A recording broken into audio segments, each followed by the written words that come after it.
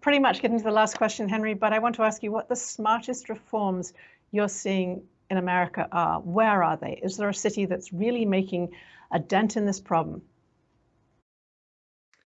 Well, the most basic one certainly is simply to stop requiring builders to build as much parking as they've been required to build for the last 50 years. One example of a place that's doing that is Buffalo, New York. And what they've begun to see in the 6 years since they implemented that reform is lots of new housing and commercial space that's getting built with fewer parking spaces than before. Now, on the one hand, you could argue that that's bad news for the people who live there, but the truth is that that parking was always overbuilt.